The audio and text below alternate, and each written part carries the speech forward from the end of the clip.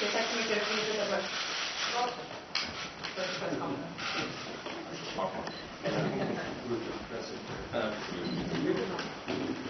So, good afternoon and welcome everybody. It's a great pleasure and privilege to welcome the Secretary of State to Sweden.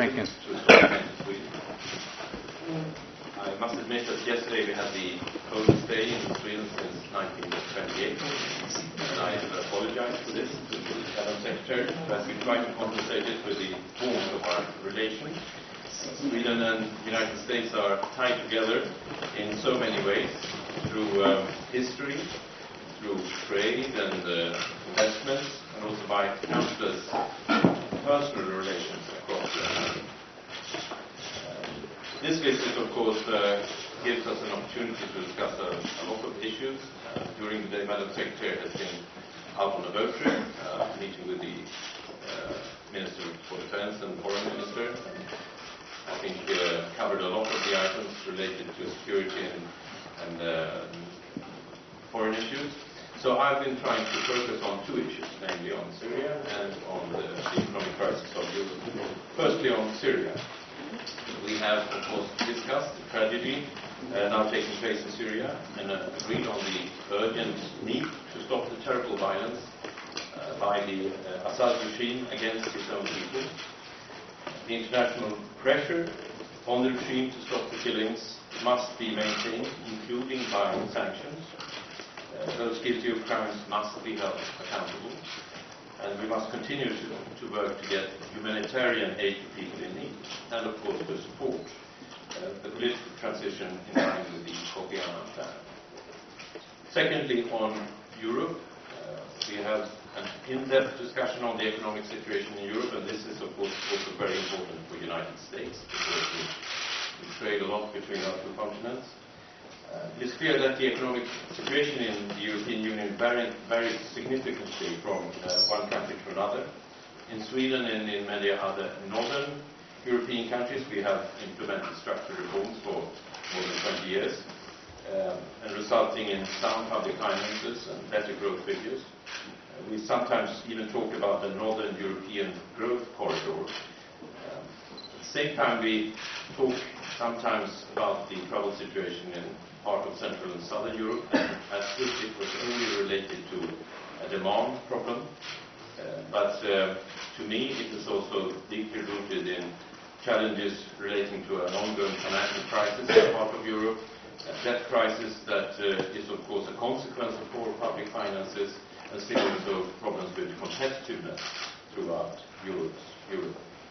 And we will, of course, have a lot of talks and discussions and need for reforms to be able to solve a lot of these problems. I would also like, at the end, to underline that we share a strong commitment to human rights. We are jointly commemorating Raoul Wallenberg this year.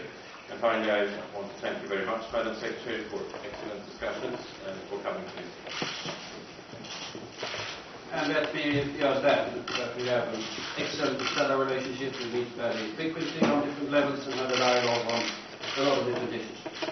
Highlight just two issues of the discussion today. First off, the Council, where I think there has been, we can say 2 days of discussion, because there was coordinating with my Norwegian colleagues, discussions about Tromsø and discussions that we had here.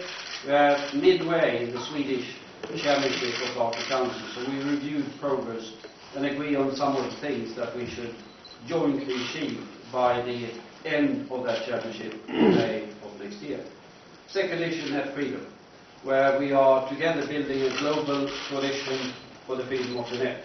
We've been working on that for quite some time, and we focused in our discussion today quite a lot on what we're doing within the Human Rights Council, where we will go forward, not only the United States and Sweden, but we are building a fairly broad global coalition to present a resolution draft on the principles for net freedom. That will be the first time ever that these issues are really brought on the international agenda to take a resolution with all of the text that they have. So those two issues I just want to highlight, apart from having covered most everything. Well, it's a great personal pleasure for me to be here once again in Sweden, and to have the opportunity that I did today for in-depth discussions with the Foreign Minister and also the Defense Minister then to be able to meet with the Minister of the Environment, and now to have this opportunity, Prime Minister, to meet with you. And I too want to thank you for the great cooperation that we have on so many important issues, and to compliment you on yet another Eurovision win. I have to say I felt a little euphoria myself, despite the weather. I also think that the ongoing consultations, which we have on a regular basis between us, is particularly essential as we face so many difficult issues around the world. And Sweden brings its diplomatic heft and its development expertise to nearly every corner of the globe. And at the Chicago summit, we were pleased to welcome Sweden as one of NATO's strongest partners, standing with us in Afghanistan as we begin the transition to full Afghan responsibility for security by 2014, as well as working for the betterment of the Afghan people into the future.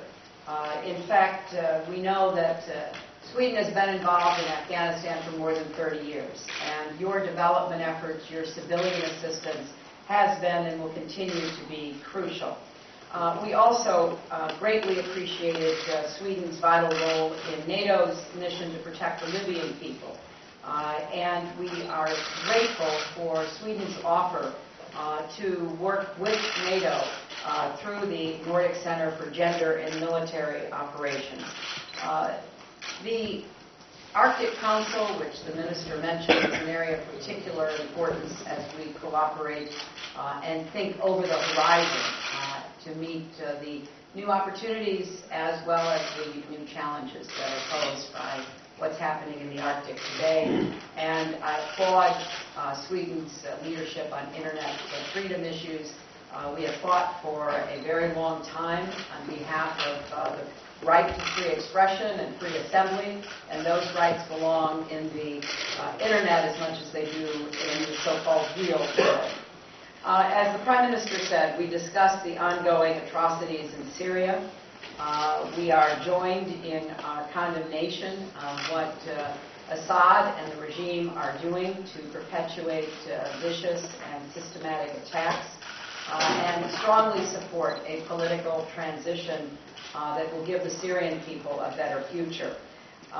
We have a great commitment to the Kofi Annan plan, because the 6 points are the ones that have to be addressed, and we will continue to look for ways to do that. I also appreciated discussing Iran with the Foreign Minister. We share a vision for a diplomatic solution that sees Iran live up to its international commitments, and we appreciate the role that Sweden plays in pushing Iran to respect and protect the human rights of its own people.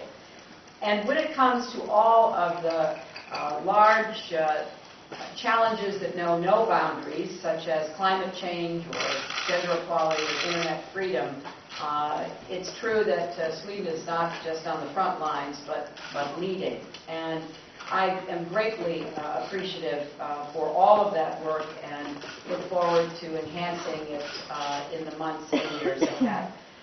Finally, I'd like to recognize that this is the 100th anniversary of Raoul Wallenberg's birth. And he's a personal hero of mine and a great public servant and diplomat who proved what can be accomplished when conviction meets action.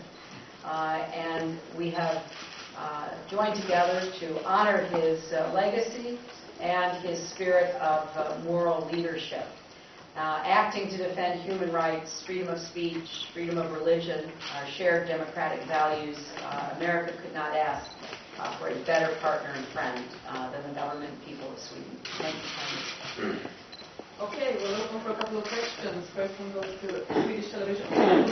Madam Secretary, firstly, how do you see the possibilities of a United Security Council and harsher actions in Syria? And secondly, will you and how could you contribute to the re-election campaign of President Obama?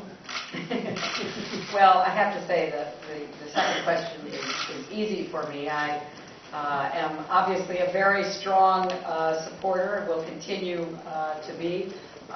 Believe that the President will be and deserves to be reelected, but in my current position, I cannot participate in electoral politics. So I am unable to do more than cast my vote as a citizen and stand very strongly on behalf of the values that the President represents. With Syria, I think that it's important to ensure that we have a unified voice in the international community. We certainly have done that in order to increase pressure on Assad, including going back to the UN Security Council, seeking further action, including a Chapter 7 resolution. I will be meeting in Istanbul on Wednesday night with a number of the countries in the region that are particularly anxious about what is happening in Syria, fearful that we could see a full-fledged civil war with consequences that would bring in the rest of the region in ways that could be quite dangerous and are certainly unpredictable. I will also continue my outreach and work with the Russians. I have spoken in the last 48, 72 hours with both Kofi Annan and with Foreign Minister Sergei Lavrov. My message to the Foreign Minister was very simple and straightforward. We all have to intensify our efforts to achieve a political transition, and Russia has to be at the table helping that to occur. The Syrian people want and deserve change, and that should, insofar as possible, come about through peaceful means, and it must be change that represents the rights and dignity of all Syrians, Sunni, Alawites, Druze, Kurds, Christians, women, all tribes, every single Syrian, whether they are in the majority or the minority, should be reassured that they have a better future through a democratic process that could lead to them being able to, in effect, govern themselves for the first time. So we have to intensify our support on the Annan Plan, and I know that Sweden is certainly doing its part, and we will do everything we can. AP Brad Clapper. Yes, thank you, Madam Secretary. Just on your conversation with Minister Lavrov yesterday, while your message is clear, I wanted to ask you if you were able to secure a commitment from him to work together specifically on the political transition and one that would see Assad leave power. Thank you. Well, in my conversation with him, I made it very clear that there would be no point to any meeting unless it included all elements of Kofi Annan's plan, and that certainly means we have to focus on a path forward for a political transition. Assad's departure does not have to be a precondition, but it should be an outcome, so that the people of Syria have a chance to express themselves. In my conversations with Foreign Minister Lavrov, he himself has referred to the Yemen example. And it took a lot of time and effort with a number of countries who were involved at the table working to achieve a political transition. And we would like to see the same occur in Syria. Namns Swedish Youth Warrior TT, Ina Magnus.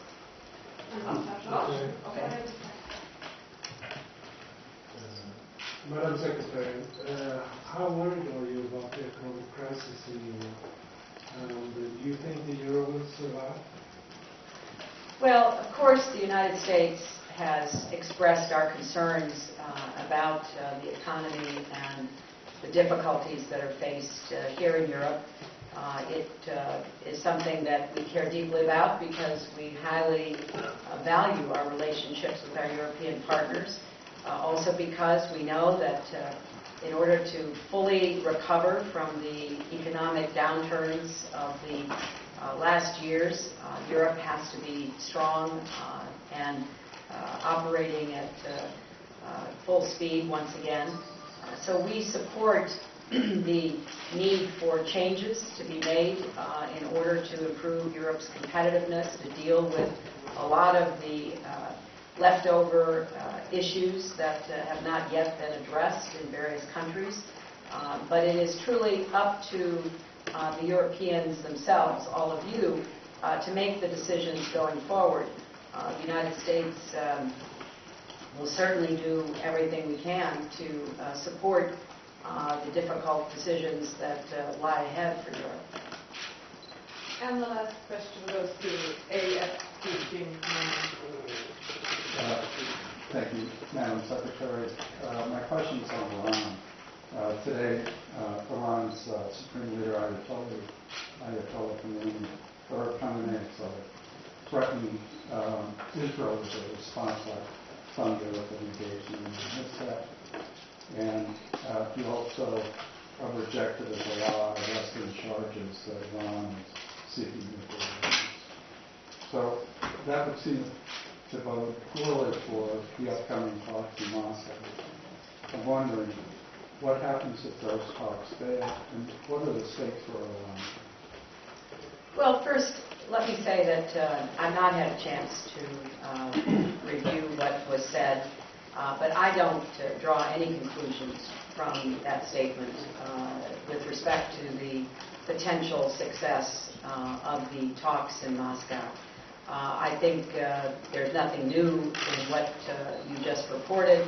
Obviously, the Iranians have consistently said they would take actions to defend themselves. That's not news. They've also made it clear in many statements, most recently in the fatwa that was issued by the Supreme Leader, that they don't seek nuclear weapons, that they have no such program. Now, the best way for Iran to fulfill their obligations and to dismiss the worries that the rest of the world has about their intentions and actions is to come to the table in Moscow in a few weeks and begin the serious work that has to take place in order to reach a diplomatic resolution. And we've always known that that was the path forward. The Iranians have come to the table. We expect to see them in Moscow. We hope that they will come prepared to offer very specific actions they're willing to take. So I have long ago separated the words from the actions in dealing with regimes across the globe. Many countries and their leaders say a lot of things for domestic purposes, to lay down markers, to make their views clear to different audiences. But you negotiate with the very hard work that our diplomats are doing, and we look forward to seeing what the Iranians actually bring to the table in Moscow. We want to see a diplomatic resolution. President Obama, from the beginning of his administration, has sought that. We now have an opportunity to achieve it, and we hope it is an opportunity that is not lost for everyone's sake. Okay, that was the last question. Thank